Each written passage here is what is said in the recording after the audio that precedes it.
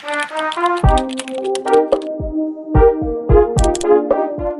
my name is Rachel, and today we're doing Iron Flame, a deep dive part 3. I'm sorry that this took so long. Just this week I've had people saying that they can't find part 3, and that's because I couldn't find the will to finish this book in the last 5 months since we did the breakdown part 2. Onyx Storm just came out. I've already started it. We're going back to back, but we can't do Onyx Storm without finishing out this breakdown. And unfortunately, having finally finished book 2 of this series, I continue to have nothing but questions. I think we've established that with the series, it's just nonstop me asking questions. How has Violet literally never seen Xaden despite living at the military college for years and years of her life, and he has at least been there the last 3 years? She goes to a tree and climbs up it, one that she's very familiar with, and he just happens to be holding a meeting with other rebellion kids at the same time at this same tree. They've never run into each other before, ever? Why would this army, this country, allow liabilities into the war college at all? Again, how is this possible? Because Mira has a dragon, Violet has a dragon, Xaden has a dragon, all these dragons talk to each other. That guy has a dragon. Could their dragons not just talk to his dragon and be like, can you get your human to calm the fuck down? Isn't Mira's dragon going to have beef with that guy's dragon? Like, if they all report that, if all the dragons report this to the Imperium, won't the Imperium like, that guy has to go, or that guy has to at least shut the fuck up? Why is it that the lesser magics are things like making you run faster, being able to fill ink pens, locking doors? Why do certain people know about signet powers, but others like Jack do not even know what signets are by the time he gets to the war college? This isn't information that's common in all of Navarre. Why not? Why are intrinsics, people that can read minds, inherently a security risk because of them being able to read minds? The dragons can also read their humans' minds and then go talk to other dragons who could then go share that information with other humans. Isn't that also a risk? Doesn't this mean that a bunch of fucking dragons are lying to their humans and therefore are basically like faking this bond and relationship with them? Because these dragons are bonded with humans who are actively out to get information about baby dragons who the dragons are kind of worried about protecting. What do you mean? So yeah, as you can see, questions abound everywhere. One question I don't have is, what's for dinner tonight? And that's thanks to today's sponsor, which is Factor. With Factor's delicious, ready-to-eat meals, they have eliminated the hassle of cooking and prepping and shopping and cleanup. I don't have to wonder. I just heat and eat. My husband and I call this restaurant quality in a microwave now. We make a joke like, what restaurant are you picking tonight? We have our favorites. I'm partial to their vegan and vegetarian dishes. He's very partial to their pork chop. I love the vegan mushroom marsala and the chickpea curry, and now even my son is hooked on the pesto tortellini. I'm also a big fan of their juices. Recently, I had to go and drive 2 hours to go see Margaret Owen, the author of Little Thieves. I didn't have time to eat lunch before because I was at a birthday party, so I just took a Factor juice with me and headed out the door. They're also perfect after a workout. Every fresh, never frozen meal is chef-crafted, dietitian approved, and ready to eat in just 2 minutes. You can choose from a weekly menu of 35 options that include keto, protein plus, vegan and veggie, or chef's choice. Again, I highly recommend the vegan and veggie option, but you can also discover more than 60 add-ons every week, like breakfast on the go, lunch, snacks, juices, to keep you fueled and feeling good all day long. So while you may have a lot of questions about today's books, you don't have to question what's for dinner with Factor. Eliminate that question by going to factor75.com or click the link down below and use code 50RWR to get 50% off plus free shipping on your first Factor box. And thank you so much to Factor for sponsoring today's video. Okay, so here's where we left off. We were climbing cliffs for some reason. I don't know why we couldn't have found another way. It seems, just so we're setting ourselves up for certain scenes, but it's fine, I guess. All of a sudden, Violet is hanging off of this rope that, other Griffin riders are attached to. One of the Griffins moves the rider up to the ledge, cranes his enormous neck towards Luella, one of the Griffin flyers. As footsteps race down the ascent, all I see is Riddick staggering backward toward the wall, 2 arrows piercing the side of his abdomen. I'm all right, he says, blood trickling from his mouth. No, no, no. I scream up the cliff for the only person who can save him now. Brennan! And that's where we leave off. And then Riddick got shot, and I really thought she was gonna do it. I thought that Rebecca Yarros was for once going to kill her darlings. Nope. No, actually, I need to complain. I still don't understand why this scene was written this way. It feels like the climb up the mountain absolutely could have had a workaround, and we only did this so that Violet would be in this position where she's now further pissed off Xaden's ex Catriona, which I just do not care about, because she's not able to save one of the griffins and the griffin riders. The griffin falls, and then the rider, as a result, dies. Wait, other way around? Anyway, that's where we pick back up. Technically, this is part 2 of the book, but this is part 3 of my series. When a griffin bonds, it does so for life. Guard your life as you would your griffins, for they are forever intertwined. Chapter 1, Canon of the Flyer. We're on chapter 44. I am not going to do when I made my notes for this, I did not remember to write which chapter I was on. So we're currently on chapter 44, and we're going to go up to chapter 66. Onyx Storm also has 66 chapters, so we'll be doing the same when we start Onyx Storm. Violet didn't drop Luella, who was a griffin rider, flyer. Violet was not able to save Luella. She fell off the cliff. She was a griffin flyer, which means she rides a griffin, because they're not riders, they're flyers. I guess when it said fly or die on Fourth Wing, it meant the griffin riders, I guess. I don't know. Remember when I had a copy of this? I still have it. My notes are still in the margins. So the griffin who was attached to that rider is now dying because the rider fell to her death. Sorry. And Catriona, Xaden's ex, is very upset that Violet couldn't save that griffin flyer, but of course Violet couldn't have saved her, so we're just setting this up very conveniently so that Catriona will have a nonsense reason to be pissed off at Violet, but we've also set it up so that Violet never does anything wrong, which is an issue that I feel like really got condensed in the 3rd part of this book, where we are just hammering home the idea that Violet is nice and Violet is the best, and anybody who doesn't like Violet is a mean girl. I like shitty women. I like women who do bad things, and I like them having to apologize later for them, but people make mistakes, so watching women make mistakes and not just be loved because they're the best, I just would rather do that. One of my favorite series is Furyborn, and what I love about this is that the main characters, especially one of them, Riel, is constantly fucking up. Never Violet, she always makes the right choice, and everybody should love her. If you don't love her, you're mean. So Brennan has to save Riddick, who got riddled with arrows because there are Venin and Wyvern. Don't forget that the Venin are the evil people who suck the magic out of the ground, and the Wyvern are their dragon-like creatures that they create. Now, at this point, I really thought that Riddick was going to die. Absolutely not.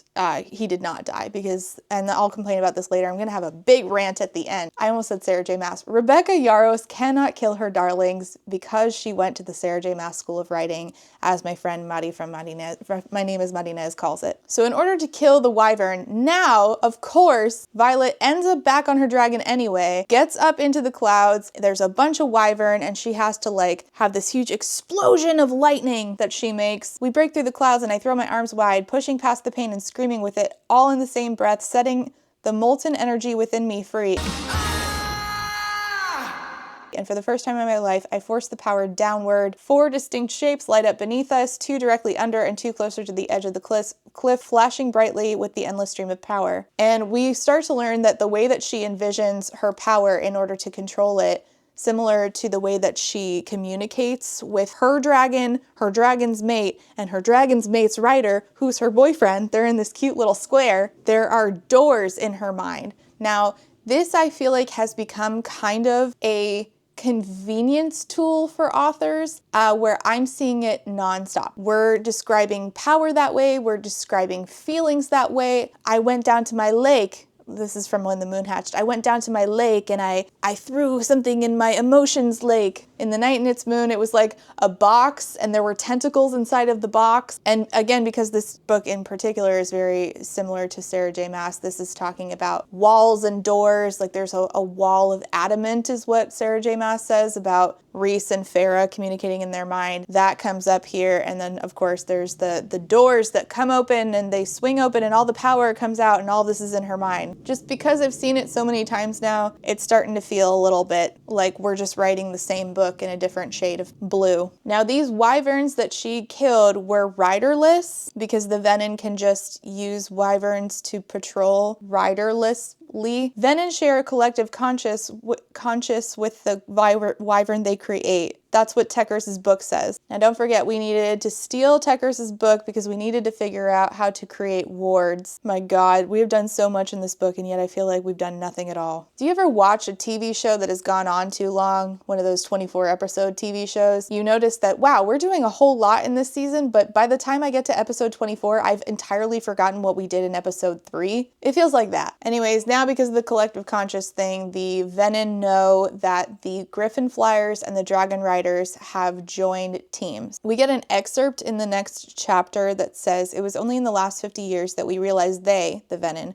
were no longer solely coming from the Barrens, where the Venin live. They'd begun to take recruits, teaching those who'd never bonded a griffin to channel what was not theirs to take, to upset the balance of magic by stealing it from the very source. Now, just a thought, we're going to find out that Jack is a Venin. I don't really know why we keep this a secret at all. We say the Empire says that the Griffin Riders are the enemies, and they completely want to keep from the general public that the Venin even exist at all. I still don't really see a good reason as to why they kept this information. Controlling of information done by an empire is like a pretty big theme here, and it's done so poorly, I don't really understand the point of it. Now, if they are controlling Venin, then I don't really understand why they can't just make a whole sect of the military where they force people to become Venin, especially, like, are there prisons in this world? Especially, like, if you have, like, if you can control these Venin, like they're doing with Jack, sort of, then wouldn't it stand to reason that you could make people become Venin and then use them as weapons? Like, they would only be able to use the power and channel if you allowed for them to. I don't know. I feel like there's more that could have been done here. It just opens itself up for a lot of questions, obviously. So now they're at Xaden's house where the resistance is run, and all of the Griffin Flyers who came over from the Griffin Flyer land are now training with the Dragon Riders who are part of the rebellion, which of course are all of Violet's friends because Violet only makes friends with good people. And they're talking about how they have been going out on missions trying to divert the Venin's attention from our valley because there are 4 new baby dragons that were just born. And unfortunately, in the endeavor to like lead the Venin away from where they are, they lose people, like, you know, in fights. But it says 2 riders in one day is unfathomable in active service. The entirety of the Oretian quadrant will be dead in less than 2 months at this rate. Oh, is it? Is it unfathomable? You guys haven't hardened yourselves to that by now, considering it's very much allowed back at dragon riding school? Okay. Well, you got me. By all accounts, it doesn't make sense. Every commissioned officer that isn't here teaching has been sent in shifts to man the outposts along the cliffs of Draelor, like Xaden, Garrick, Heaton, and Emery, or to hold the front like Mira. Now, I forget who Heaton and Emery are because this book has a bunch of people that are just thrown at you and never given, well, are hardly given any characterization. All I know about Garrick is that he's Xaden's cousin. Wait, is that Bodhi? See, actually, I don't know about him at all. Never mind. But we just move on from that and move on to Catriona. Kat's hellbent on making my life as miserable as fucking possible every other minute of the day and tries twice as hard on the days Xaden is here. Oh, trust me, we're all in misery. And of course, the Griffin Flyers blame her for Luella's death, but especially Catriona. And Catriona has been showing up at Xaden's room at night. She showed up in a Deverelli silk robe when Violet answered the door. Technically, I shouldn't be sleeping in a lieutenant's room. Not that either of us care or leadership is going to say anything to the man who owns the house. Yes, this setup is very odd. In fact, I'm surprised there's rules in a rebellion at all. To be quite frank with you, what are they? I don't know. I don't know why they would even bother borrowing rules over from the people they just rebelled from, but you know, that's neither here nor there. And it says that some of them in the rebellion have been getting their families moved out of the Empire, including Violet's best friend Rhiannon, because of course we didn't have anybody abandon the rebellion to go try to save their family, which is, you know, something that a lot of normal humans would do. Instead, all of Violet's friends just up and left and everything works out. Great. So then we have a class where a professor named Professor Trissa, who I could not tell you what this person looks like because she shows up for the scene and then basically never shows up again, asks, who knows how mage lights are powered?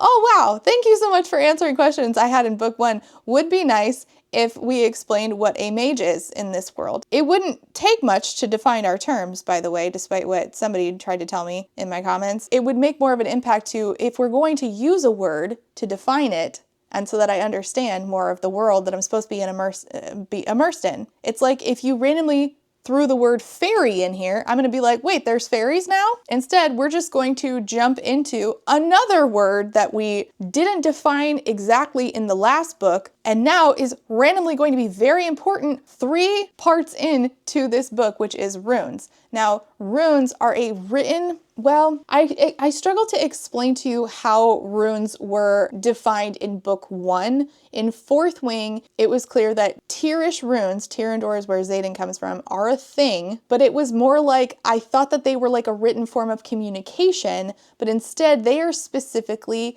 a magic language. But we're about to be told that they were outlawed, which in that case, I'm not sure how Violet knows what they are at all in Fourth Wing and doesn't, like if it's outlawed, then how does she know what they are at all? I just, like if it's erased from history so that they're not used, like I just don't get it. So they ask, how are mage lights powered? Lesser magic. Professor Trissa says, the ones that you create yourself are of lesser magic. But what about the ones that can run continuously in, say, the first year dorms? They're powered by the excess magic both we and our dragons channel, I answer. It comes off us naturally, like waves of body heat, but it's such a small amount that we don't even notice it. And what is it that makes this kind of magic possible? Magic tied to objects instead of a wielder. So she's talking about runes, and she says runes aren't just decorative. They're strands of magic pulled from our power, woven into geometric patterns for specific uses, then placed into an object either for immediate work or usage at a later date. We call the process tempering. Marin, one of the Griffin Flyers, says that's not possible. Magic is only wielded. Professor says it's still wielded, but just like when we store food for winter, a wielder can temper a rune using as much or as little power as they choose,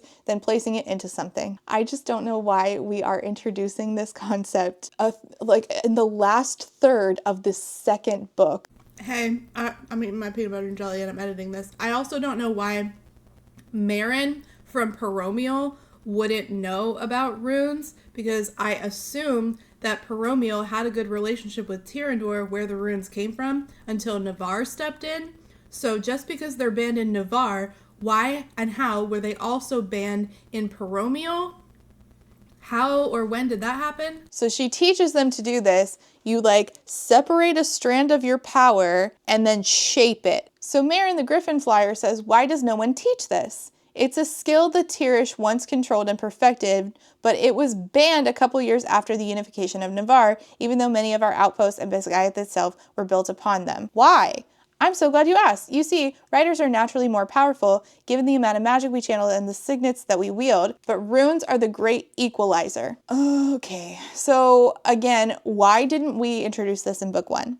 I think we can all guess that the author hadn't really thought about this yet. It feels like a band-aid, it feels rushed, and it feels like a missed opportunity to have had Violet know runes, maybe because of her dad. Maybe this is another thing that the Empire hid that he still taught to his kids, and Xaden and her could have bonded over knowledge about runes, and not only would this have been an opportunity to build like character backstory and instill doubt in the Empire in Violet long before everything happened at the end of book 1, but also it would have strengthened their relationship to have this to bond over, and it also wouldn't leave the book open for logistical holes. Typically when something powerful is banned, it's only banned for like the underlings, the working folks, not those in charge. So you're telling me that King Tari, who is not a dragon rider, who does not have access to magic, doesn't use runes, even if they're the great equalizer, book's words? Okay. This is why Xaden had me practicing runes with fabric. Is that man ever going to just learn to tell me things outright, or am I always going to have to dig information out of him? Oh, good. We get to do this again. That's fun. So then they start working on learning basic runes like unlocking. So then Violet talks to Xaden and she realizes that the reason they got out of the interrogation chamber earlier in this book when her dagger was near the door was because Xaden had given her a dagger that had unlocking runes on that dagger. This does not feel like a fun payoff for the audience because I just learned about runes 2 fucking seconds ago. Then he starts talking about how he has some kind of stone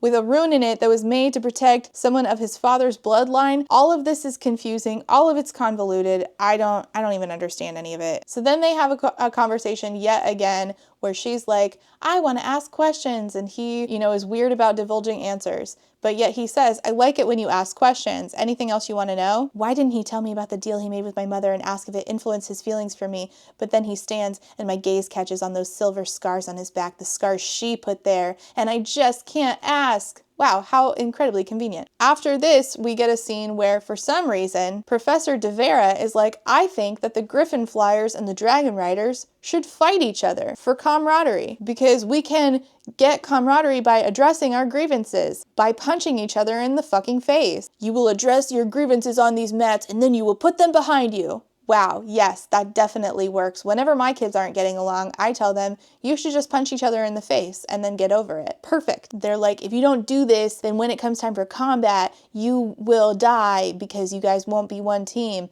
And I'm like, okay, well, I don't think punching each other is going to get us there, but all right, that's fine, I guess. And of course, who gets paired together to fight? You guessed it, Catriona and Violet. I bet you're asking, how is this going to build camaraderie between the two of them? Isn't this only here, serve as some drama? Yes, it is. You're correct. So Catriona comes at Violet and is like, this is for Luella. She comes at me with a combination of punches. Holy shit, she fights like Xaden. He trained both of us. How? Well, you got me.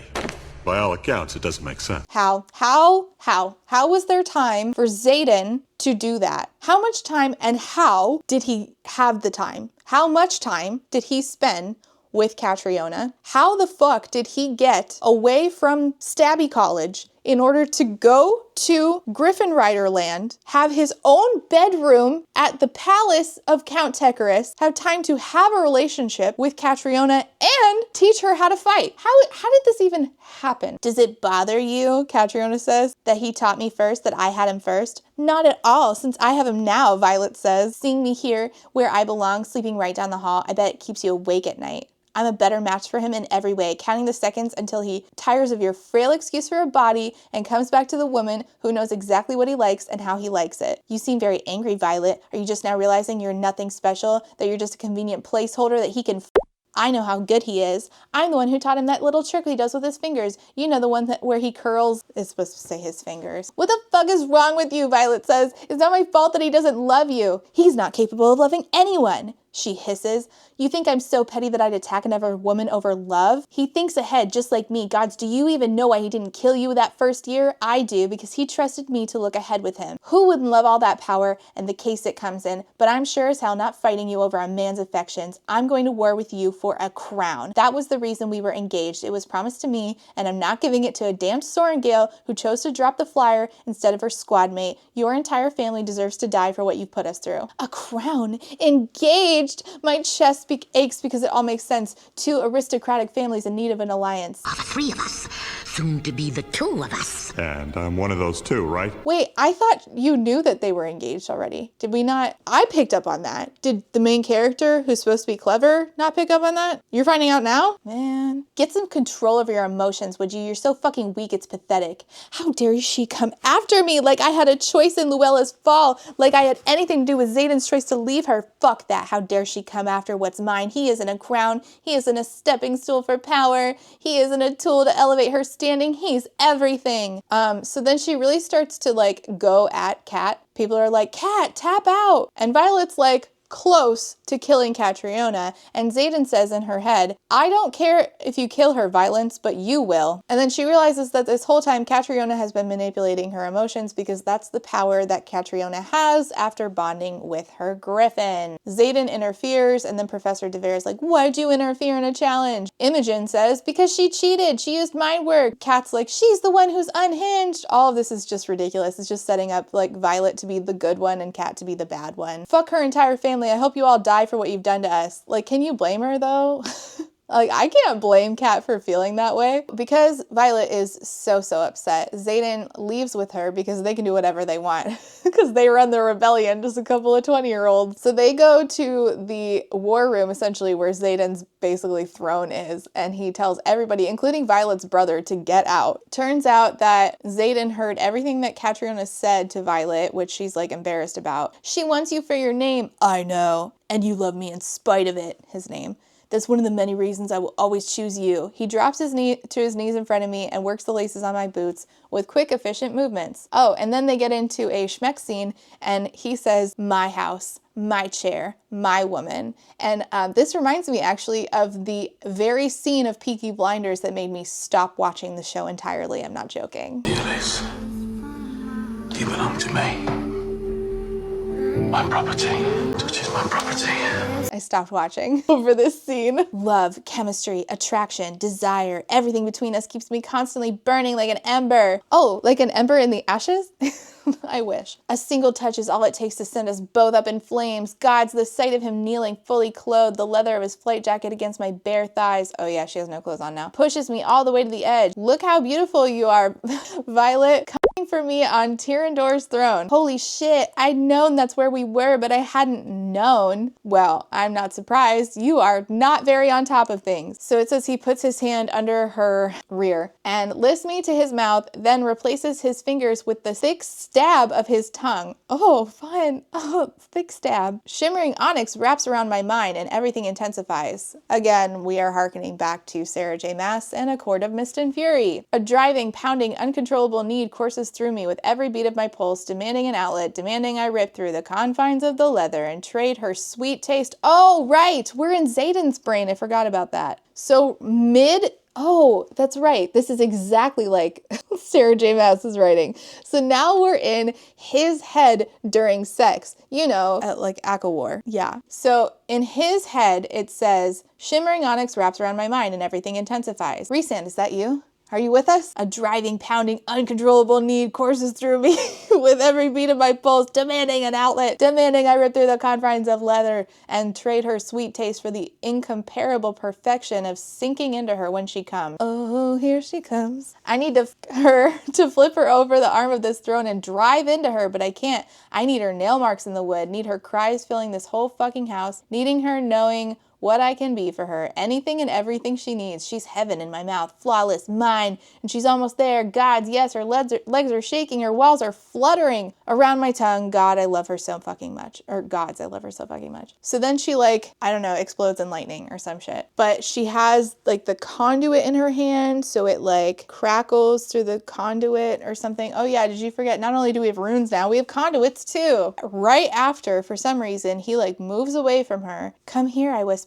No, my head draws back. You can't possibly think I'm going to let you get me off twice and not return the favor. I should not have done that. I'm hanging by a thread, so I'm begging you, please don't. Do you want to clue me in on why you're so keen on torturing yourself? Because I need you to see that I'm more than capable of worshiping your body without reciprocation. You're not a convenient placeholder for me to fuck. And she's like, oh, I guess this is about Kat. Before you start another argument, I'll fuck you later tonight. Trust me, I'm making a momentary point, not a lasting vow of masochism. Wow, what a gentleman. Love him. Amazing. Talking about what happened with her and Kat, he's like, oh, I thought you were going to kill her. And she's like, I almost did. Oh no, Violet almost did a thing that isn't good? We all would have been shocked. Of course it didn't happen. I don't particularly care if Kat lives, but I'm not cheering for her to die either. Oh boy, here we go. He's so morally gray. I do care that you would have regretted killing her. Man, if I'm gonna keep this up, I need some water. Somebody get me some tea. I don't know how Natalie does this for hours. I don't even know how long you were engaged for. I feel stupid. I would have told you if you'd asked. That's the problem here, Violet. You don't ask. No! No.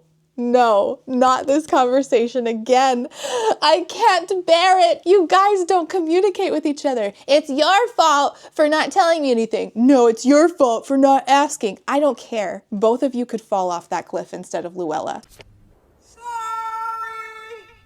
My God, I'm wishing for it to be me. And then they talk about like, okay, well, if you were fighting Atos, then what would you do? Because he hates Dane. I'd kick his ass, partially because that's what I do when somebody challenges me, and more importantly for implying there's any other future besides the one where you and I are endgame. So goofy.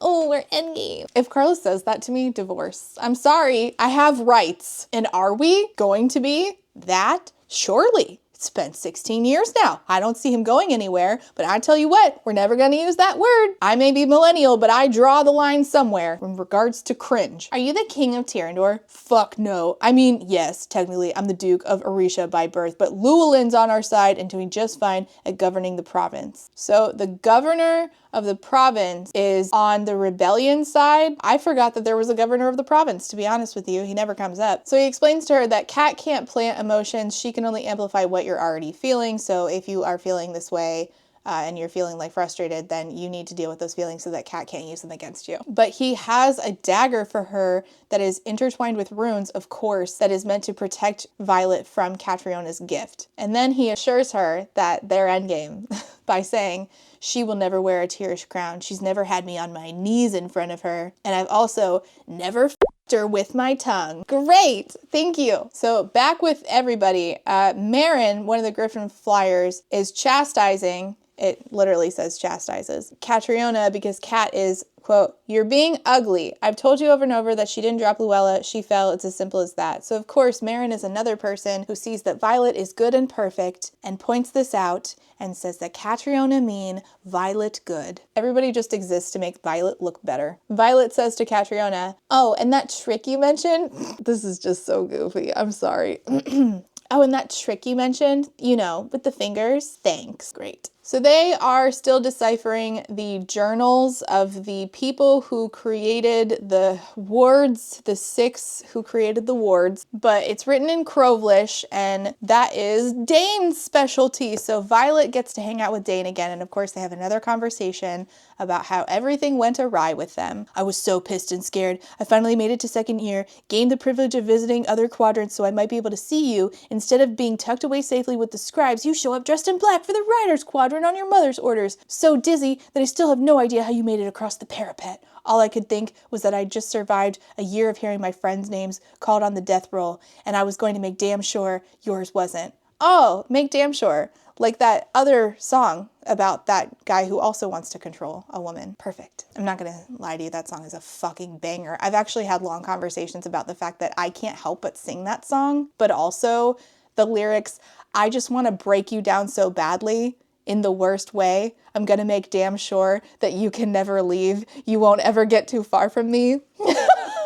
Maybe I shouldn't be singing that out loud. Anyways, that is exactly who Dane is. In fact, his entire personality in book 1 was the lyrics of Make Damn Sure. "And then you hated me for trying to give you what you'd always told me you wanted. You wouldn't let me grow up," she says, "and you were so fucking pig-headed that you knew what was right for me. You were never like that as a kid. Vi, we finally gonna talk about what happened?" She ignores the question and asks him, "Do you know how to imbue?" Like with runes, I guess. He's still trying to talk about something else. He says, "I'm sorry, Violet." She says, "It feels like it should be imbued, don't you think? Reminds me of the way raw alloy feels empty. I'm sorry for the role that I played in your deaths." Oh, right, Liam's death and his dragon. He's upset that he had a part to play in that. "I'm so fucking sorry. Did you steal my memories every time you touched my face last year?" "No, I did it by accident the first time. I was just so used to touching you, and you'd gotten so close to Ryerson, and my father had pretty much bragged about the way your mother cut into him. I knew he had to be after revenge, but you wouldn't listen to me." "He wasn't out for revenge, not with me. I know that now. I fucked up. I should have trusted your judgment. There's nothing I can say or do that's going to bring them back. Bring Liam back." "No, there isn't. I don't even know how to start making it right. I just know that I can't think about Liam and look at you at the same time. I don't even know how to start making it all right. I just can't look at you without thinking about Liam. I don't want to hate you, Dane, but I'm not sure I'll ever be able to." And she's like, basically saying she's not sure if she can ever forgive him. "Are you in love with him? Because Garrick and I heard the end of what he said in the interrogation chamber, and trust me, I might be in love with him after that declaration, but are you really and truly?" And she says yes. And he says, "Okay, then I'll trust him as much as you do." So finally, we come to the end of Violet and Dane having problems. Once again, Violet is the good person and everybody else fucks up. So then they realize that Warwick, one of the first 6 who wrote the journal they're trying to translate in the book, we definitely get that Warwick insists that once the blood from one of the 6 powerful writers is used on one stone, it can't be used on the other. He's referenced carving. Oh, I don't even understand that sentence, to be honest with you. Whatever. The point is, blood. My mind spins at the possibility. Then I turn back to earlier entries just to be sure. Every time we translated the symbol blood, the word breath fits even better. We have the wrong word. The blood of life is actually the breath of life. And setting the stone ablaze in an iron flame, the 6 doesn't refer to riders, they're dragons. Yes, but every single time that you bring this up, you forget, conveniently, it says the 6 and the 1. So of course we're going to have this big moment later of, Well, why isn't it working? Oh yeah, the one. Why don't we just say 7? Just say 7! So she realizes now that she knows how to raise the wards. She's just not entirely sure if she should. And this is because if they raise the wards, the Griffin's riders won't have powers. But Paromish towns are falling to Wyvern and Venin, and the assembly, the rebellion, wants the wards up immediately because the Venin and the Wyvern are making their way towards them. So they talk about this in front of Kat. Know what? That you're about to kill our ability to channel? Our Griffins are still struggling to adjust to altitude, and now you're going to make us powerless? Protective wards were our goal long before you came here, Imogen says. Marin says, we're no good to our people if we can't channel. Imogen says, you need to decide if you're willing to stay, knowing it can happen any moment, or if you're better off taking shelter elsewhere where you'll have power, but you'll have to deal with dark wielders because you're outside the ward. They also have now figured out that they have an ore that is explosive, and they named it after Liam, Mauersite, like Maori, Mauersite. And later they're gonna need this because Violet gets a crossbow and she, uses that to wield the Mauersite. Just another thing we're just throwing in here. Just another element. In her dreams, Violet keeps seeing the sage over and over again. He says, I grow weary of this. Now wield.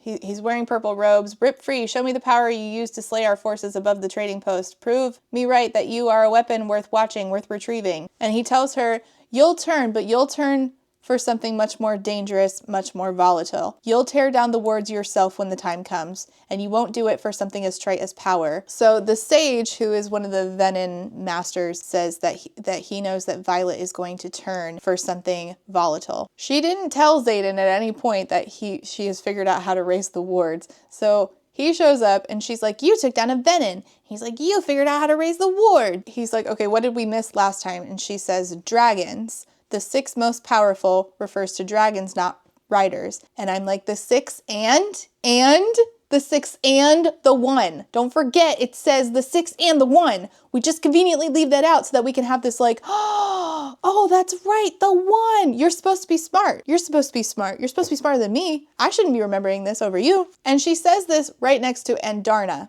which is very convenient because later Andarna could have given her the answer right now. She could have talked about who the 1 is. We'll come back to that. Her and Sloane are getting along now.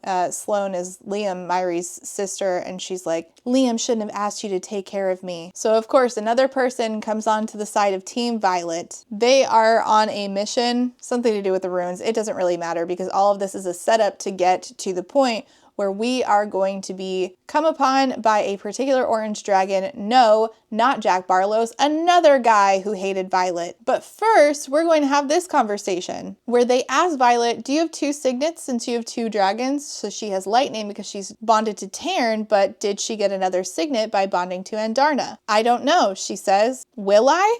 Why are you asking me? I forget who she's talking to. It doesn't matter. Signets manifest according to the person wielding. Second signets only happen when a dragon bonds a rider in the direct familial line as its previous. So if you bond a dragon for some reason that also was bonded to your dad, your mom, your grandpa, your grandma, then you will either get a second signet or it can cause madness. And then it says that Vizia lectures them for talking about this, whoever the fuck Vizia is, because they shouldn't have been told matters resolved within the Empyrean. Because don't forget, the dragons are first and foremost loyal to the Empyrean, except when they're not. And so Violet's like, wait a minute, if a person is bonded to a dragon who was previously bonded to someone in their direct familial line, that can't be right. That would mean now isn't the time to let my mind wander down that path. She's thinking about the fact that Xaden is bonded to the same dragon that his grandpa was bonded to. Now, I just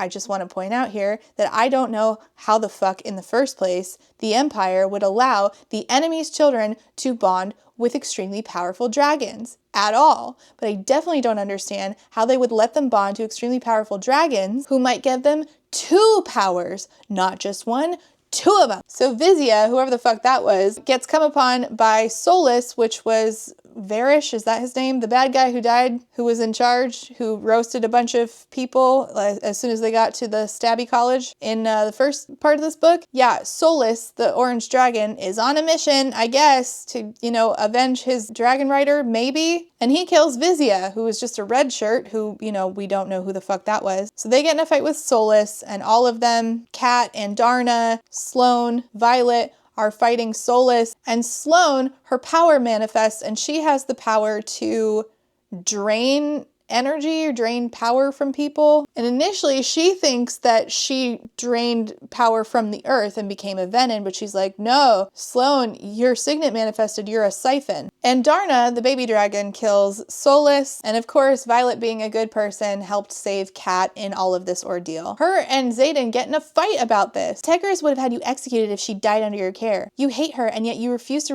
raise the wards, no doubt, so her power won't be stripped away, and then you put your life in front of hers for you. I'm doing everything in my power to both respect your freedom and keep you safe. And he says, oh, you finally ready to ask about that deal I made with your mother? So fucking ask me. You let me stew in it for months? And he's like, you didn't ask me. I'm like, oh, okay. So you knew she wanted to ask, you were too afraid to ask, and you were mad that she didn't ask out loud even though you knew she wanted to ask. You two are terrible. You two are terrible at communicating for absolutely no. This is drama for drama's sake. You're the one who said you'd never be entirely truthful with me. How am I supposed to know what you will and will not answer? How am I supposed to know what there is to ask? The second you have a question, ask it. Seems pretty simple. Simple? Brennan is alive. You made a deal with my brother for my life. She put those scars on your back. Tell me, Xaden, is it only the secrets about my family you want me to dig out of you? You holding anything about Mira? Shit, I didn't want you to know about the scars. That's true. Yes, your life was the unnamed price for the marked ones entering the quadrant. I still don't know how her mom and him got away with this. It's not like her mom is in charge of the entire government. Or ultimately, Colonel Melgren is over her mom. Without that deal, gods know what I would have done in my need for revenge. Ask me why I don't regret it. And so then she's like, okay, you want me to ask you any question? Fine. What's your second signet? I know you have one. You told me that Sigale was bonded to your grandfather, which makes you a direct descendant. If a dragon bonds a family member, it can strengthen his signet, but a direct descendant will either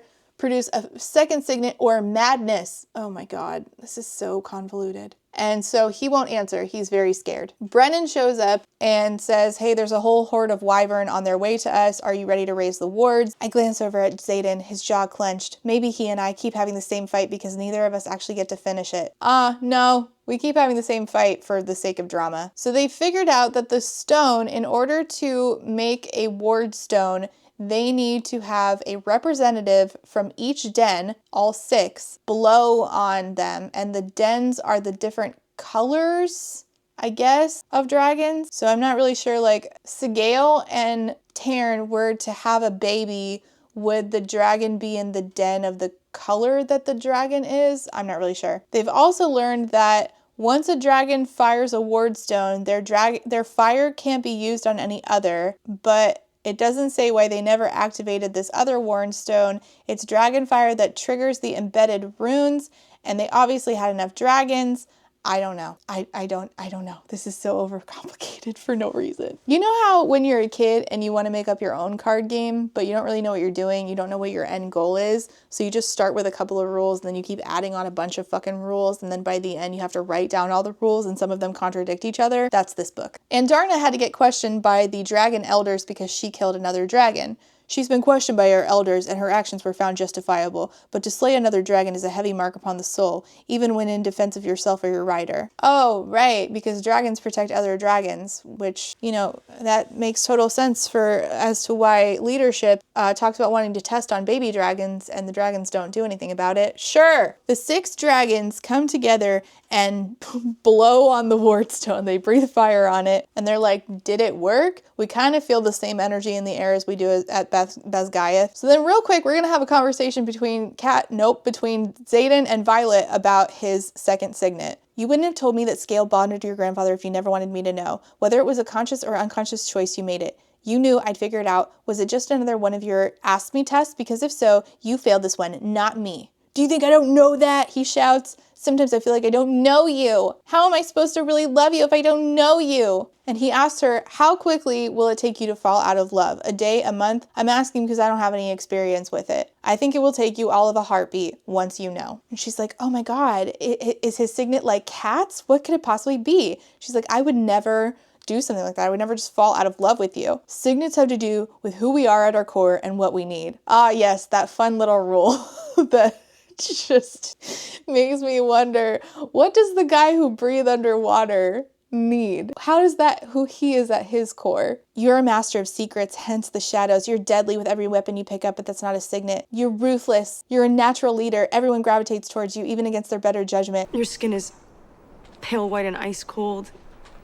Your eyes change color. You need to question everyone to make your own impressions. You need to be a quick judge of character in order to know who to trust and who not to in order to have run those smuggling missions at Basgaiath for years. Stop, he demands. Stop before you go somewhere we can't come back from. Do the marked ones know? Do the assembly? Am I the only person close to you who doesn't know? Just like last year? For fuck's sake, Violet, no one knows. Oh, he has a special secret. I deserve better than this. Tell me the truth. You've always deserved better than me, and no one knows because if they did, they'd be dead. And then she realizes there's only one signet writers are killed for having. Fear turns in my stomach. It's how I knew I could trust you not to tell anyone about the meeting under the tree last year. He says, you're an intrinsic. I'm a type of intrinsic. It's the first time he's ever said the words, I can read intentions. Maybe I would know what to call it if they didn't kill everyone with this power. So intrinsics are mind readers. As soon as that signet manifests and somebody finds out about it, you get killed for it. Now this sets up a similar predicament with that I had with powerless, where I feel like that's too broad. And I feel like we could have passed off as saying we have a kind of power that we don't have. And it wasn't even necessarily that in powerless we had to pass ourselves off as having one kind of power. It didn't have to be the psychic, like we could have done something else. But intrinsics could be passing themselves off as other things. But most of all with the intrinsics, it really just does not make sense that they kill them outright.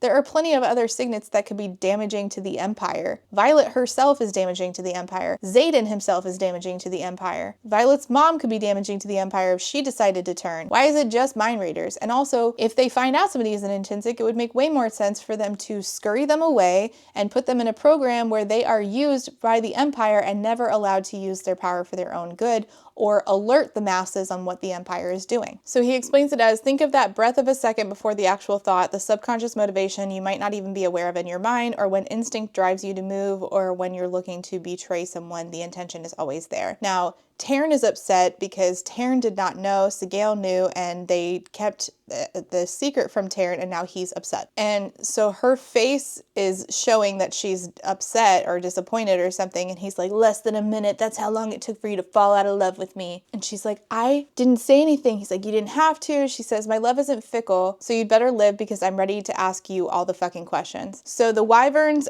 come upon them, some of the venom are there, and this is the time when they're going to test if the ward that they just created is actually working. The wyverns fly through and get harmed. I say harmed because it turns out that they're not dead. So this means that in some capacity the wards work. General Melgren, they find out, sent a missive to have them come meet with him, which how he knew where they were is a mystery to me because it specifically said that he didn't know where they were, but I don't know how he doesn't know where they are because it's pretty obvious. Where would they go? Clearly where the rebellion started before. They never checked if they actually destroyed Orisha, but whatever. Okay, fine. He requested whoever represents our movement, no more than 2 marked ones allowed, along with Violet and Mira Sorengale. They know that the Sorengale's mom is going to be there, General Sorengale. And then the Griffin Flyers say, hey, by the way, we can still wield, which means that your ward is not working. Violet and Xaden have another conversation about his signet. If you decide to tell them what I am as punishment for the crimes I've committed against you, I'll understand. Did you ever use your signet to glean information to influence my feelings in any way? Never. But I've always lacked a certain amount of self-control when it comes to you, and our bond makes it way too easy for you to send your intentions without even realizing it. I'm not going to turn you in, but we'll be fighting about this later. Great. Looking forward to it. So great. So they go meet with Melgren, who has the big black dragon. We should never have let you into the quadrant, he says to Xaden. Regrets are truly a bitch, aren't they? Xaden cocks his head. Oh my god, you must be joking. You must be kidding. Why did you let him into the quadrant in the first place? No, it doesn't even make any sense. Regrets are truly a bitch, aren't they? Oh, shut up. Do you know the destruction you caused by dropping those wyvern on the outpost? The lengths we went to in order to keep it quiet? The civilians we had to... He's hinting that they've killed civilians. You almost tore down centuries of work of tightly woven defensive strategy designed to protect the people within our borders. You let everybody kill each other at murder college, and then you just admitted to killing civilians. Who are you protecting? But only the people within your borders. Fuck everyone else, right? Mira says. No, he just said he killed his own civilians. So No. Are we here for a reason, Xaden asks, besides the evil villain lecture? Hey, I get to make those jokes because I'm outside the book. You don't get to make those jokes. Those are mine. We let you go, Melgren says. Let you take half the Riders Quadrant cadets without so much as a fight. And let Violet go after she brutally murdered the vice commandant. Ever stop to think about why? Because I knew we'd need you for an upcoming battle. He says that he knows because he sees the outcomes of battles that the Wyvern and Venom are going to overrun them at Samara. I've seen it. They come for us on Solstice and they win. If Samara falls, if any of the outposts do, Wyvern have unfettered access to parts of Navarre. The ward extensions have protected for the last 600 years. Without the outpost, Basgiath's wards would rebound to their natural limit. Violet's like, hey, I don't want you to read my intentions, Xaden, but could you read theirs? Everyone but the major on the right is shielded, but she's scared shitless and intends to do whatever she needs to get us to agree. And also, he's like, and she's also hungry and she's going to eat something later. And I'm like, wait, so how far does the intentions things work? Like, does he, do they have to be thinking about it right then? Can he know her intentions of like her 5-year plan? What's the limits of this? Melgren's like, he wants them to change the outcome of the fight by them joining them for this battle. If we're willing to fight to defend the civilians of Peromiel, why wouldn't we fight to defend the Navarians too? And their mom says, General Sorengale says, Dragonkind won't stand aside if the hatching grounds in the Vale are compromised. And Taryn says, your mother is presumptuous to speak on behalf of Dragonkind. Oh, her mom's presumptuous to speak on behalf of Dragonkind? But you guys just sat there and said nothing while Violet was like, hey, here's how we fix the wards. You have to breathe fire on them. And you guys didn't, I don't know, create an Empyrean, oh my God, the whole when the dragons do and do not act as like intelligent beings is so dependent on which conversation we're having. Melgren says that if they fight for them at Samara, King Tori said that we will respect the independence of your riot and the city you've taken refuge in. Then their mom realizes that Brennan is alive because he walks up. Brennan's like, we rule by committee. And then he shit talks his mom a little bit. You will not escape the suffering you forced the continent to endure. When all 3 of your children stand against you, perhaps the time has come for self-reflection. Your hatching grounds are not in danger, and our riot has their own hatching grounds to protect now. I mean this with every fiber of my body. We deny your offer of peace and happily accept war, since it sounds like you won't survive another 2 weeks to fight it. And Xaden's like, yeah, if I were you guys, I'd call on the allies who helped you win the Great War in the first place. Oh wait, you cut off contact with them centuries ago. And I'm like, wait, who? Who are we talking about here? I don't remember this at all. Melgren's like, all right, we're done here. You can say goodbye. Mira gets really mad at their mom and says, it's appalling to be left in the dark, isn't it? To feel lied to, perhaps even betrayed by your own family. General Sorengale says, what I want most, what I've always wanted, is for my children to live. Whatever wards you've raised from the instructions in Warwick's journal will fall. Cut open the bodies of the wyvern who died crossing your border yesterday. So basically she's saying that there's evidence that their wards are not up to par, and if they cut open the wyvern, they will see that this is true. And also, apparently the wyverns, the Venom use runes. Which again, if the Venom are using runes, then I don't know why the Empire isn't using runes, but alright. You're like tying one hand behind your back when your enemies both have access to this. So they figure out that the wyvern that flew across the border were not dead, they were just sort of impaired. A llama? He's supposed to be dead! Yeah, weird. And so they have to kill those wyvern. And they're like, all right, our wards didn't work all the way. We're missing something. Xaden and Violet are like, we have to talk. And he's like, I wanna talk while we spar on the sparring mat because we're not going to do this in our bedroom. I'm making a rule that we don't fight in there. And I'm like, since when? You guys have fought nonstop for like almost 2 books now. When did we decide this? Personally, I'd love to stop fighting, but specifically, I'd love to stop going around and around and around a circle like a fucking hamster on a wheel, doing the same fight over and over and over again. It's exhausting. No more ask me. No more tests to see who's in and who's out of this relationship. It's full disclosure between us. Done. I need you to stop setting me up for failure by insisting I figure out what there is to ask. Done. Want to know about my father, my grandfather in Segale, the rebellion? Maybe something easier. And she's like, where's your mother? He's like, oh, she left when I was young. So I'm sure that'll come back to haunt us. The marriage contract said an heir had to survive the age of 10, and then she was free to go, which is what she did. I haven't seen or heard from her since. She's like, oh, I'm so sorry. He's like, I'm not, because I'm so big and bad and mean and I don't care about anything except you. Oh, that's right. They don't come after him about having a second signet because they think that it was his uncle or great uncle who bonded Sigil. They don't know that it was his grandfather. I forgot that we did get that answer. So credit where credit is due. She makes him promise not to use his signet on her anymore. They find out that the Wyvern forces are all getting together to go attack.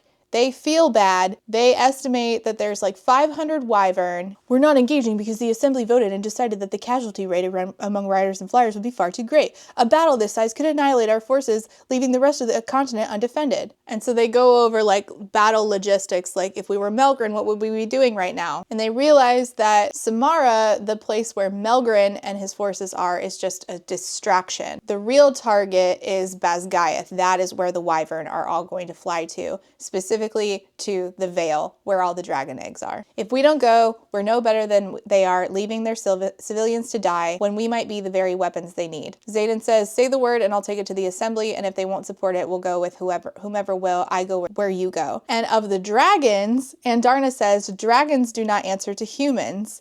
And Taryn says, no, but they do answer to their elders. Oh, dragons don't answer to humans. Dragons don't answer to humans. Sure, I don't feel like that's true from what I've seen and what I will continue to see, but okay. But the assembly won't budge because they think that they're all going to be rushing into enemy territory with untrained cadets, which is true. So then the dragons, who are also interlinked on their own, are like reaching out to each other to try to get different people to come fight. So they go to Basgiath, they see General Sorengale, and they tell her, hey, the battle that you're expecting at Samara is not happening at Samara, it is happening here. They're going to take down your wards and leave you completely vulnerable. And she's like, no, that's not possible. They're heavily guarded. Xaden's like, all right, let's go check. So when they go check, they realize that the guards near the wards are dead, and this place is basically empty because they've sent mostly everybody to go fight at Samara, leaving the wards open to attack. And who came in and attacked the guards at the wards? Jack!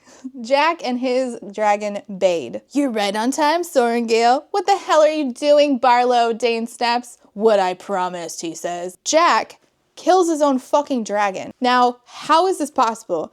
If you are linked to your dragon, how does your dragon not know that you are you have this idea to kill them? I don't understand. He like cuts her neck, ruins the ward stone, so now all of Navarre is defenseless against Wyvern. And Xaden's like, well, Jack, you're about to join your dragon because, you know, your dragon's dead, so you're about to die. That's the thing. I'm not.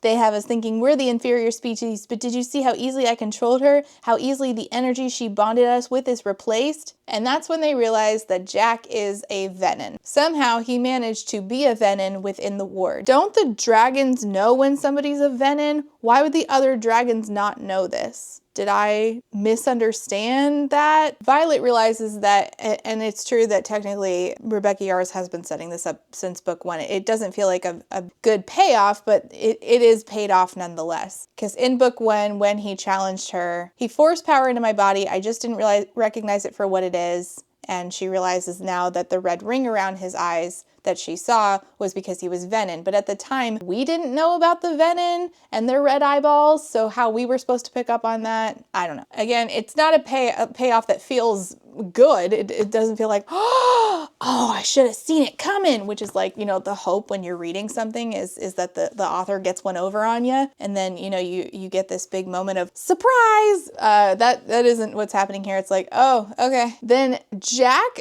grabs onto Dane's arms and starts draining the life out of him. And after this, Dane has like handprints on his arms, which is objectively hilarious. Objectively hilarious. They knock out Jack. Nolan shows up and Xaden's like, well, assumedly you know what to do with him. You've been doing it for months now. And so he pours a vial of serum into Jack's mouth, which is how they take care of the Venin. So they just have Venin, which begs the question, like, why don't you know what? Never mind. I've already asked. Let's just move on. So they only have 119 cadets, 10 leadership, and whatever flyers and riders that the rebellion brought. They have barely anybody to fight hundreds of Venin. And Dane saw Jack's memories, knows that there's like too many Wyvern coming. They're never going to make it out of this alive. Jack had set all of this up. He like lured the Venin there with lure boxes or some shit. So the infantry quadrant starts going out and getting the lure boxes and taking them down. And Violet's like, I don't want to abandon the ward stone. If we could fix it, then we could be safe. Despite saying that he didn't want to help, Brennan does show up. And in tow, he brings Griffin flyers with him. So now they have some backup, but it's not enough.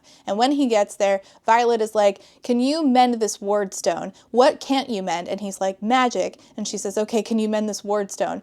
And I'm like, wait, is the ward stone not magic then? So like, what can you mend? Like, is it because it's a stone? So is it like natural property that so like people, but also can you mend trees? I genuinely don't know. So Brennan is using his mending to try to mend a stone. Violet and the other dragon riders and the griffin riders all go into this battle with the wyvern and the venin. And we have talked several times about the Ehlers-Danlos syndrome rep in here, and I feel like this is an example of not just like the sex scenes that are pretty rough. Things do get dislocated for some people with EDS during sex. Okay, let's put that aside. I feel like the stuff in this scene that Violet's doing where she's like running and jumping from one dragon to like other, to wyvern, and like people are like hanging onto each other's arms. I feel like it does not really make sense that Violet was able to do all of this without physical consequences. But anyway, she's wielding lightning and she's taking down venin,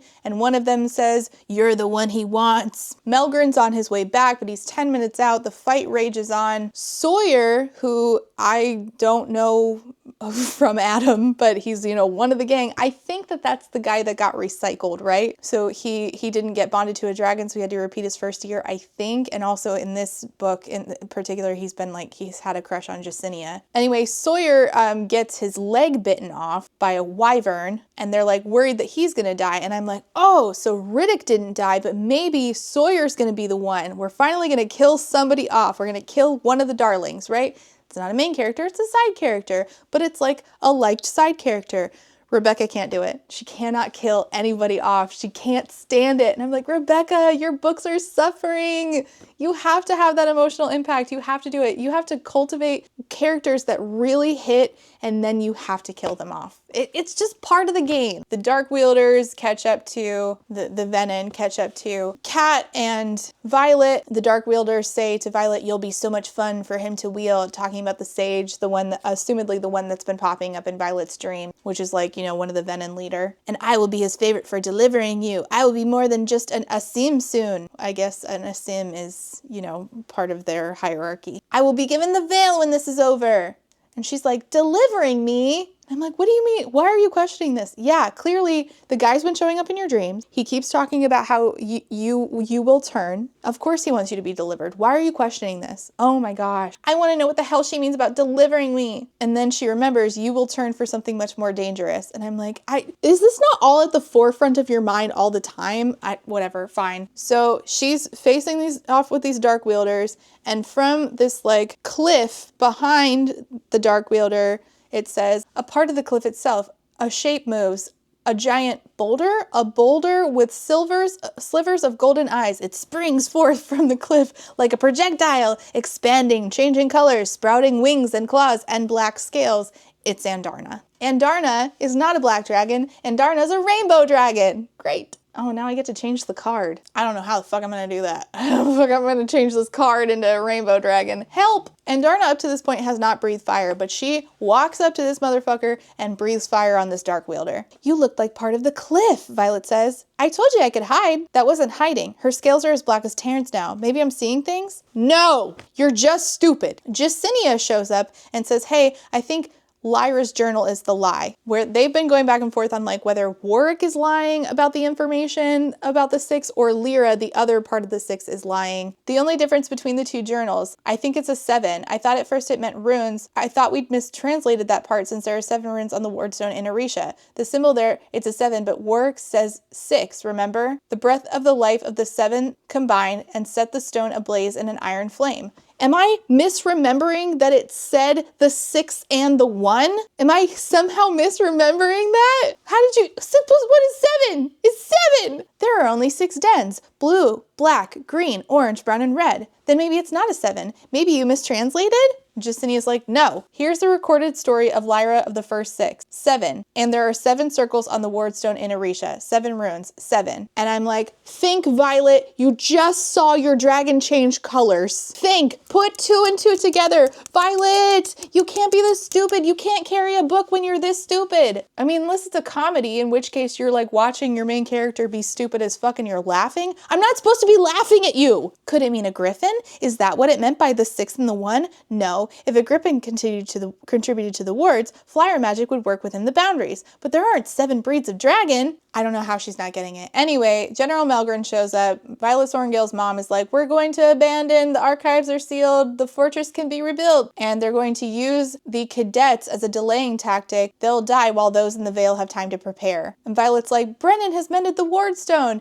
And it says, even Brennan can't mend magic, Cadet Sorrengail, but he doesn't have to. If the stone's mended, it could hold power. So I guess it's just like natural material then? Like you're putting like a stone back together? I guess that's it. I don't know. So then they realize that they only have the resources to fully raise the wards in one place for some reason. You can only fully raise the wards in Orisha, where they tried and they didn't do it all the way, or they can fully re-raise the wards back in Basgiath. She says it's Zayden's choice, and he says, okay, well, ward wherever you are because that's home for me. And then she asks to talk to General Melgren's dragon, and she says, I need to talk to you. You know, and you didn't tell your writer because dragonkind protects dragonkind. I want you to remember that because I feel like moving forward in this series, I'm going to continue to have times where I'm going to say, oh, does dragonkind protect dragonkind? Because I feel like this whole time I've been asking, how can that be true when the dragons don't communicate with each other when they clearly could and could prevent all of this? And if dragonkind protects dragonkind, then why do they bond with people who want to test on baby dragons? She asks Kodag, General Melgren's black dragon, to come breathe fire on the stone to remake the stone. And Zayden's like, you don't need him. You have it in Darna. She's a black dragon. And Taryn's like, are you courting death? And she says, I needed to confirm a secret that isn't mine to share. Please don't push. Zayden says that the Wyvern are coming for him specifically. The Venin are coming for him specifically. And she's like, what the fuck is going on? We don't have time to ask questions right now. And they basically like say goodbye to each other. If I don't make it, I love you, blah, blah, blah. They go to the wardstone. Brennan says, I tried. If it doesn't work, it was all for nothing. So then Violet has the dragons show up and she says to Andarna, get down here. Why didn't you tell me? Tell you what? I know. I should have known earlier. The second I saw you after Ressin, I knew something was different about the sheen of your scales, but I figured I'd never been around an adolescent. So what would I know? Different. That's exactly how I've always felt, Andarna says. It's why you feel you don't fit in with the others. It's why you weren't allowed to bond. Gods, you told me yourself, but I thought you were just being an adolescent. She is the leader of her den. Andarna joked about this before it wasn't a joke. Andarna is the leader of the Rainbow Dragon Den because she is the only rainbow dragon. I should have listened to you when you said you were the head of your own den. That's why no one could fight your right of benefaction last year. Her right to take Violet on as a rider. Say it. Don't just guess, Andarna says. Your scales aren't really black. Your skin is pale white and ice cold. And Darna says, no, but he is, and I so badly want to be just like him. Tarn, Violet says, it's not hard to guess. Yeah, no shit. There's only 2 black dragons that I know of, and the other one's an asshole. Of course it's Tarn. Are you stupid? Oh my God! I'm losing it. I'm really losing it at the end of this book. Help! He doesn't know. Only the elders do. They revere him. He is strong and loyal and fierce. You are all of those things too, Andarna. If you didn't figure it out, you weren't worthy of knowing. I waited 650 years to hatch, waited until your 18th summer when I heard our elders talk of the weakling daughter of their general, the girl forecasted to become the head of the scribes, and I knew. You would have the mind of a scribe and the heart of a writer. You would be mine. Wait, so you're like omniscient and you know shit, but then, you know what? Never mind. We're just gonna leave that train of thought to go off on its own.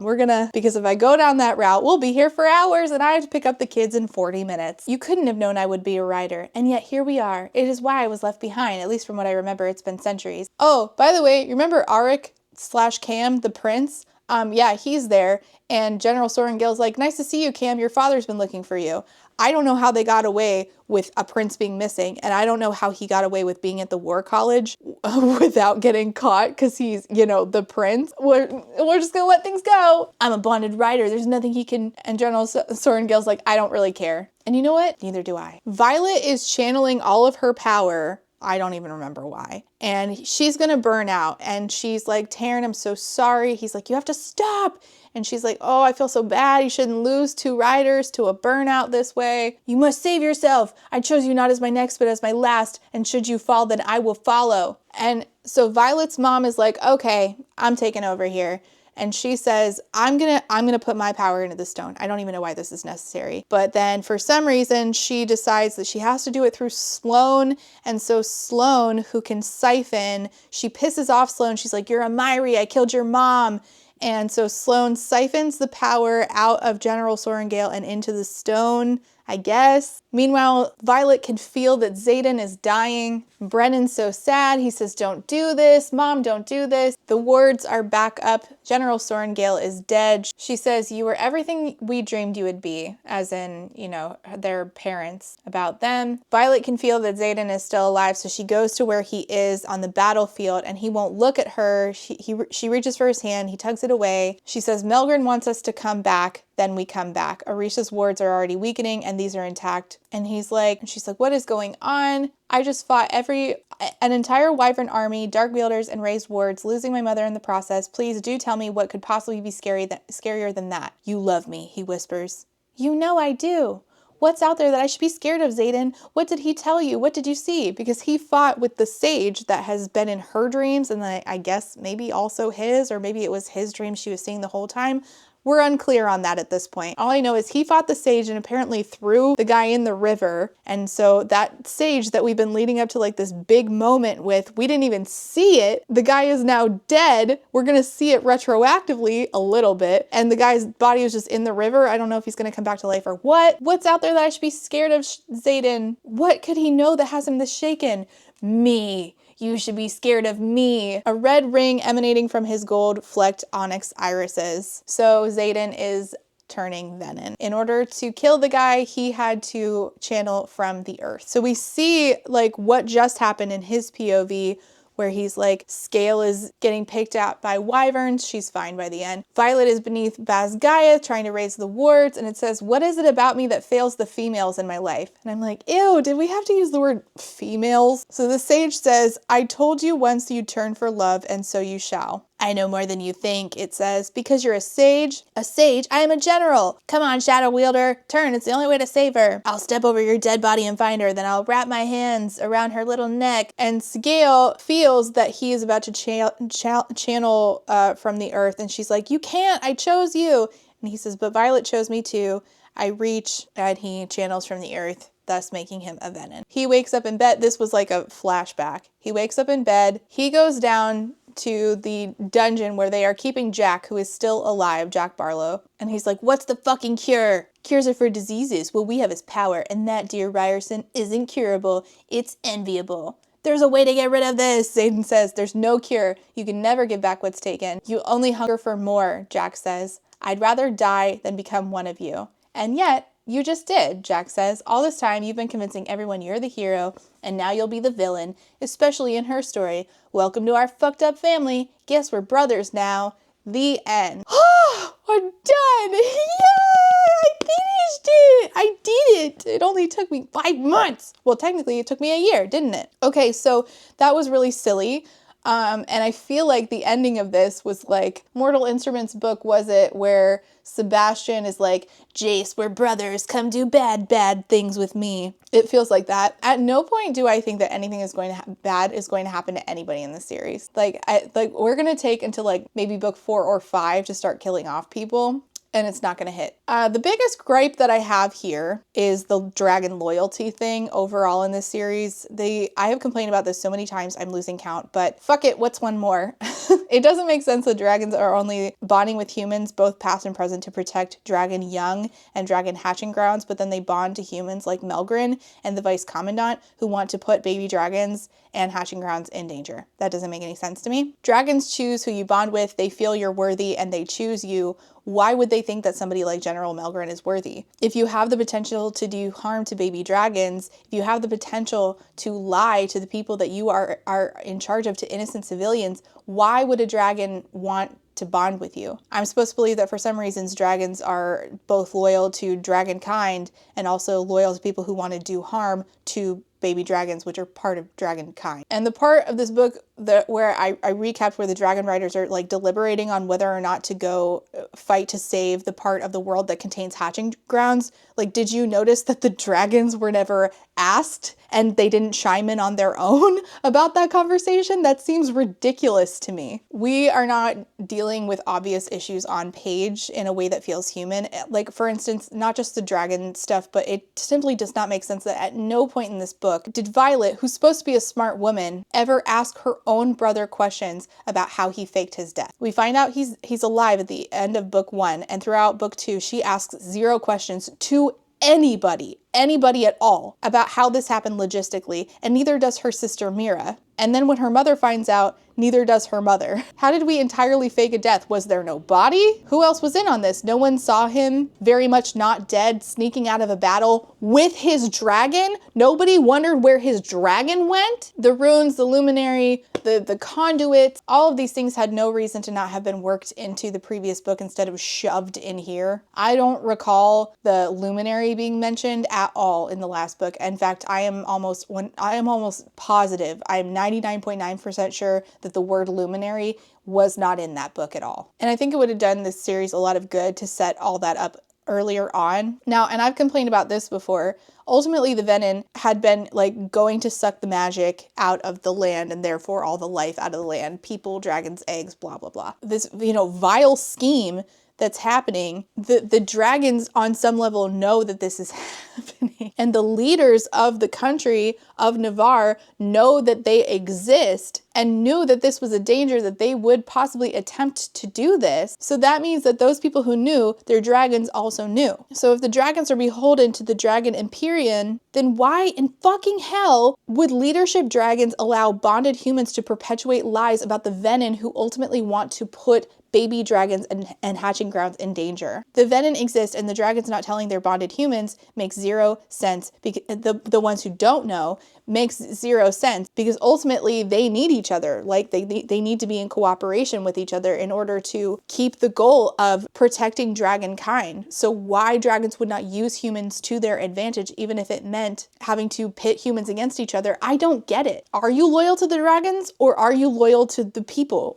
Which it cannot, in many instances in this series, it simply cannot be both. Like, what do the dragons even get out of this? The Venin exists and the dragons not telling their bonded humans doesn't make sense. They all communicate. Also, the dragons all communicate with each other. Why did they not figure out a new plan? Humans are clearly bad at plans, so why don't the dragons, who already think that they're better than humans at planning things, just prioritize the baby dragons? Why do the dragons allow any and all of this? Speaking of allowing this, how the fuck did Jack Barlow's own dragon not get called in by the other dragons? They didn't think something was amiss there? And also, how is this not made into a huge deal? A rider killed their own dragon, and not only that, but he lived. How can you be a Venin and a dragon rider? Why would his own dragon allow that and not tell the Empyrean? The relationship in this series is obviously not something that I enjoy, but this book really took it to the next level by having this entire book just be Violet and Xaden having the exact same fight and then the exact same sex scene over and over and over again. It's super unenjoyable. I just, like, there was a point where I just wanted to drive to, where does Rebecca Yarros live? Colorado? Utah? Just wanted to drive straight to her home and take her by the shoulders, ring the doorbell and be like, listen, that's enough. I demand you do something else with these people. This is a slow form of torture. This is like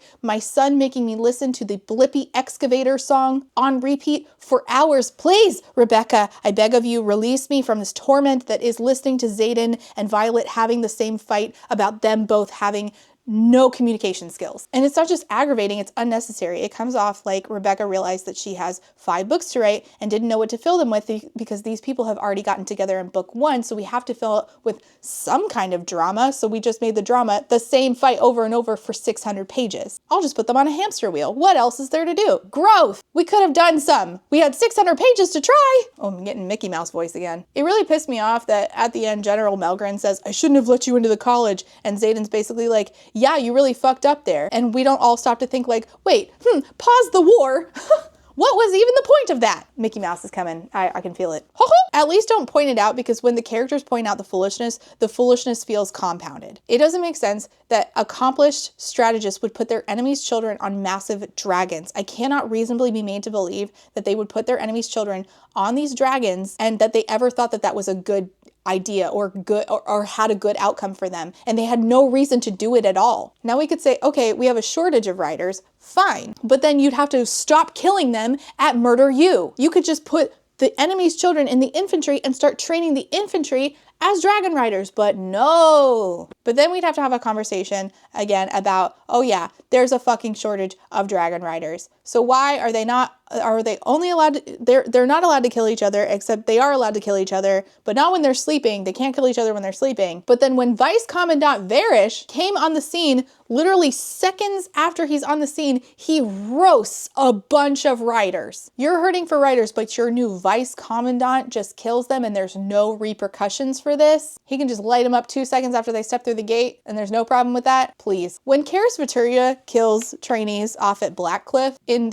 An Ember in the Ashes, it makes sense. It keeps the rest of them in line and there's a whole new crop of them at all times. They're not hurting for members of the army. So then when a bunch of their elite trainees who are about to graduate end up dead due to leaders manipulating circumstances, I'm trying to be vague here, so I don't spoil An Ember in the Ashes for you. If you haven't read it, it's one of my favorites. I don't question this in that book because I've been told information previously that makes this make sense. But if they'd said like, we're in a deficit of trainees who will become masks, then I would question why we kill off so goddamn many in this book. That's the question I have for this series. It's just nonsensical given what we do throughout the book in Murder You. This should not be in Violet's POV. It doesn't even make sense that it's in Violet's POV. There's no reason for us to have Jacinia narrating Violet's diary, including the sex scenes, and translating that, but okay. I would have liked to see how Brennan, came to be Asherai, came to be the rebellion leader that he is now. When did this happen? Did he ever talk to his dad about it? We had a whole book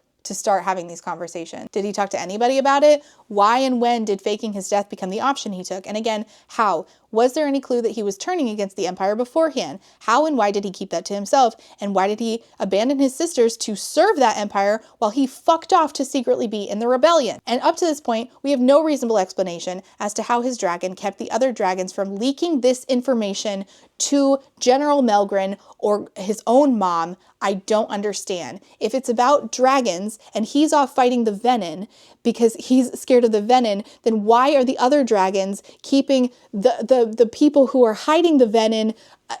Why are they prioritizing that? I don't understand. Also, I don't know why we don't make alloy arrows. If we are fighting off Venin and the thing that kills the Venin is the alloy, then why don't we just make arrows? Why do we have to do hand-to-hand combat? Just make arrows. What are we doing? We introduced just a bonkers amount of new characters in this book, and a lot of them were like red shirts. They come on and they just die. They come on page and they just die. This happened at the beginning of Fourth Wing a lot. I feel like it happened way more in Iron Flame, and I can name you maybe 2 of them: Luella and Vizia? Who else? I don't fucking know. It's not like I can remember their names. I can't remember anything about them other than they're dead. There's a committee that runs the revolution. I don't know their names. There's a bunch of Griffin riders, and the only one that I can remember is Zayden's ex-fuck buddy, Kat. The way Rebecca introduces new people is like Nerf guns. You're just being hit over and over, and you're trying to catch the Nerf bullets, and then you're dropping them, and then you end up being shot with more and more until you just give up. Can you tell that I got my kids Nerf guns for Christmas? Introducing new characters shouldn't feel like being shot with Nerf darts. I should be reasonably able to differentiate, but we're also supposed to remember historical figures like the leaders, the first 6, Warwick, Lyra, who the fuck else? I can't name the other 4. And apparently Lyra is lying in her journal. Why? I don't know. Why are you asking me? I just work here. And I can't help but feel that Rebecca is introducing new characters just so she, again, does not have to kill her darling. She does not want to kill off the characters that we're actually supposed to remember. One person of consequence died in this book, which was Violet's mom. The last book, one person of consequence died. It was Liam, but I felt like Liam was really only in that last third, so it didn't make an impact on me as a reader at all. All of Violet's closest friends and family made it out other than her mom, but we kill off random ass people like Nadine, whose neck got snapped at the beginning of this book, or like the Griffin rider Luella or Vizia. Was I seriously supposed to care when they died? There was a moment when I thought Dane was going to die at the end when Jack had his arms on Dane, and I was like, oh, finally, maybe we'll have some emotional impact. Nah, just kidding. Again, Maddie calls books like these books that went to the school, the SJM School of Writing, and that is 100% how the ACOTAR series is. We do not kill our darling. The hilarity of the fact that the new character we introduced in this, who had like a lot of page time, was the Varish, who got a bunch of page time.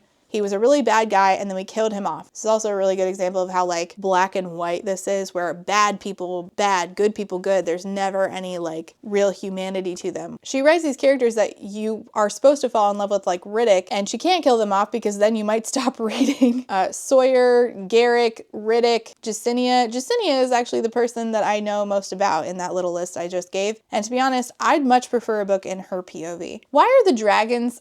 Why are the dragons' colors chosen by genetics, but their swords are a matter of choice and need? It says that in this book. In this book, it says that their tails, which include sword tail, are a matter of choice and need. Can I get some examples of what constitutes like choice and need that would result in like, say, a sword tail? Why would you need a sword tail over a morning star tail? Why would we write this in here if we're not going to explain? It's my biggest question. What was the purpose? Why would we need a sword tail over a dagger tail? Also, can I please see what the sword tail looks like? Is it literal or not? I just want to know. Do they ever mess up in the process of growing their weapon tail that may or may not be literal? Like, what if halfway through, like I'm a dragon, halfway through I'm like, oh, I said I wanted a morning star tail, I'm actually gonna go with sword tail. Do I end up with like half, like what if I said that I wanted a club tail, but like somehow, what would be a need that would say, you can't have club tail, you're gonna get a sword tail? Like,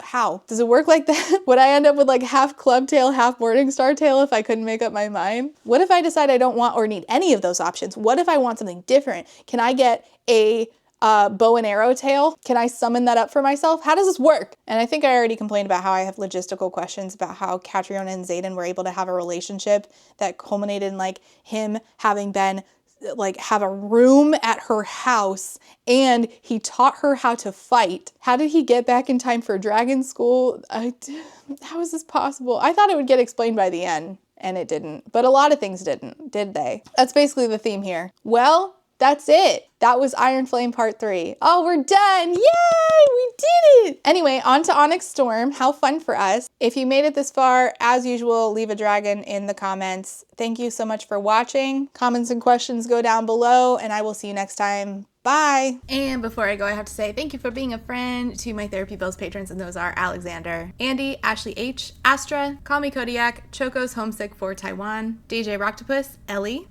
Emerald Dodge, Eric D, John E, K, Kaleno K, KCM, Catherine P, KDM, Quinn, Lady Kittybug, Lady Chips, Lemon Jelly, Lek, Other Lek, Lily, Mataraptor, Max B, Megwin Rose, Mixer Boneless, Alice, Peggy Luhu, Rain, Reese, SJ, Samar, Scarlet, SMK, Steph, 3 Raccoons in a Trench Coat, Tori, Urchin Audrey, White Raven 13, and Zorvictia. Thank you all so much for being here in the new year and for being a friend. And I have to say a thank you to my Potato Starch Marxist patrons, and those are a third more powerful Lex, Alejandra, Alicia's last frayed nerve, Alistair, Althea, Amanda D, Angelica, Artie the Ninth, Ava, Beck, Blythe, Bookish by Jenna, Bookish Rabbit, Bree, Kate B, Caitlin P, Carlin, Carly, Casper, Kate W, Catherine, Kathy, Celeste, Claire Online, Cole, Colleen, Corwin, Courtney, Darius, Danielle, Darren, Desiree Michelle, Dilf Enthusiast in the Silco Apologist era. You know what? Yeah, I get it. I finally watched Arcane, so I get it now. Dorian, Dorothea is not like other girls. Draco Sean, Drive By Thinker, Dirkelsberg, Ebby, Emily A, Emma, Aaron with 2 E's, Fiona, Gadarn, Halia Artisan, Hannah C, Harpy Kuro, Helen P, Harising, JM Tennant, Jay is on Olympus, Jelly V, Jen Michelle, Genderqueer, Jenny G, Jill, Jojo Bookish, Juicy Wizard, Kai Brecker, Caitlin M, Catherine M, Katie L, Katrina, Kaylee, Kayala, Kendra, KMTB, Laughing Cat Dog, Laura is Angry, Lauren G, Lazarus Ray, Lindsay M, Lisa B, Lisa L, LP, Lou Siri, Lustful Octopus, Martin, Maddie, Madison, Man Eating Plant, Megan, Malara, May, Mima Who, Morgan, Myth, Myth Lesbian, Never, Nicole G, Nicole R, Paige P, Paul, Penelope, Penny Chilling, Foxglove, Plague Carrier, Pandemonium, Queen Cereal, Rachel B, Reba, Rebecca, Rebecca R, Rhea, Ronnie, Rosie Thorns, Rowan, Sakuria, Saintbringer, Saki Alume, Sarah H, Sarah the Bear, Shamed, Shannon, Sheen Onion, Sean, Sophie, Stardust, T Delegati, Talia, That Nerdy Mystic, That One Cute Chick, This Is Not a Trap, Tiana, Too Thick to Work Today, Trash Can Teddy, Triple M, Dido Phoenix, Unicorn Jenny, and Writer A. Thank you all so much for being here and for being a friend.